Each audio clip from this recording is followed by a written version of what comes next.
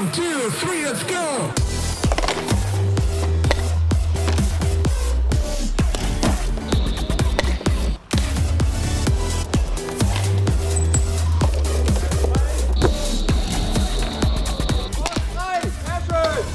Beim Polo denken die meisten ja sofort an Pferde, Geld und Tradition.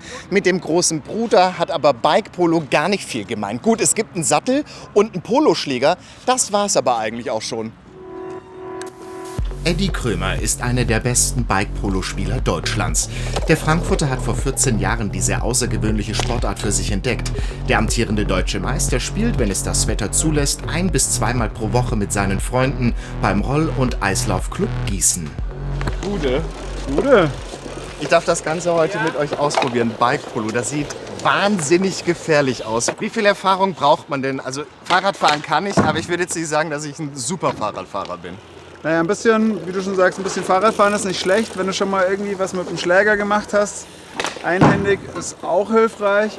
Und am besten vielleicht so ein bisschen Blick fürs Spiel, egal ob Fußball oder irgendwas Mannschaftssportmäßiges, ist immer hilfreich. Aber muss man nicht, ne? Das lernen wir alles. Also Ballsport war nie meins. So, das Fahrrad durfte ich mir nehmen. Genau, da hast du schon mal ein Fahrrad gefunden. Worauf du jetzt achten musst, ist, du hast hier nur eine Vorderradbremse. Ja? Das ist eine Scheibenbremse, die ist bissig. Das heißt, wenn du jetzt vorne voll zuziehst, in voller Fahrt, segelst du über den Lenker. Da darfst du aber wirklich bloß mit dem Zeigefinger bremsen. Alter, das ist gefährlich. Los geht's mit der ersten Übung. Ball schieben. Hört sich einfach an, ist es aber nicht. Genau, führ den Ball immer ein bisschen vor dir, so wie du das machst. Dass wenn du ihn verlierst, dass du noch eine Reaktionszeit hast, ihn dir wieder einzufangen. Genau, das ist schon mal eine ganz gute erste Übung. Und ich schieße jetzt mal. Genau, das war doch schon mal nicht schlecht. Schon getroffen. Super. Die Herausforderung beim Bike-Polo ist es, mit dem Fahrrad 1 zu werden. Profis bremsen gerne mal auch abrupt im Zweikampf ab und drehen sich um die eigene Achse. Wir schießen nur mit der geschlossenen Seite vom Schläger. Ja.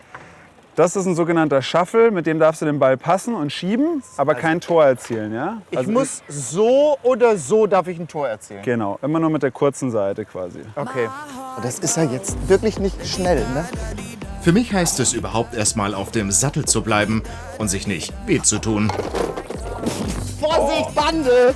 Alles gut? Alles gut. Ja? Die Ritten. So, weiter geht's. Komm jetzt zu dir, dann lässt du da Ach Gott, da ist der Ball ja da ist er schon. Auch das Passen muss geübt werden und das läuft irgendwie ganz gut bisher. Was du auch machen kannst, gerade wenn er da natürlich so an der Bande hängt, das hast du vielleicht schon gesehen, du kannst ihn auch so scoopen. Ja? Du kannst ihn quasi dir so oben einfangen und ihn dann so ein bisschen führen. Das darfst du allerdings nur 5 Sekunden lang machen, dann musst du ihn wieder losmachen. Eine der wichtigsten Regeln beim Bike-Polo: Wenn ein Fuß den Boden berührt, der sogenannte Foot Down oder Dub, muss der Spieler zur Mitte der Bande fahren und mit dem Schläger die Wand berühren. Erst dann darf er wieder mitspielen. Also jetzt haben wir ungefähr so 15 Minuten geübt. Gut, es ist einmal verdammt heiß heute, aber es ist auch, ich finde es schon anstrengend. Und du brauchst wirklich, dein ganzer Körper ist gefragt. Deine Bauchmuskulatur, deine Rückenmuskulatur, die Schultern, die Arme, der Kopf. Ich bin noch so ein bisschen verkrampft, aber es macht schon Spaß. Also ein schönes Momentum ist, wenn du den Ball triffst. Die Bike-Polo-Ausrüstung ist nicht teuer, eher do-it-yourself. Aus einem alten Skistock und einem Rohr wird ganz schnell ein Poloschläger. Und man braucht ein Fahrrad, dann kann's schon losgehen. Wie für mich jetzt. Pro Team spielen 3 Spieler. Entweder man spielt, bis ein Team 5 Tore geschossen hat, oder nach Zeit. Nein, falsche Mannschaft. Wir haben ein Tor geschossen. Ja! Das Adrenalin bei diesem Sport zieht einen Anfänger wie mich einfach mit, obwohl der Körper Pause ruft. Das ist so krass. Ich bin vorne, ich bin vorne, ich bin vorne, ich bin immer noch vorne. Oh. Ja! Also, das ist geil. Das macht wahnsinnig viel Spaß, muss ich sagen. Ist wie immer, mega anstrengend, aber es ist cool. Es ist ein totales Gemeinschaftsgefühl. Die Leute sind megamäßig cool hier drauf. Es ist wie so eine kleine Familie. Und ich muss sagen, es ist schon ein bisschen gefährlich, wenn man noch nicht so sicher auf dem Fahrrad ist. Ich bin es noch nicht ganz, aber ich versuche es trotzdem weiterhin. Ich mache jetzt einfach weiter.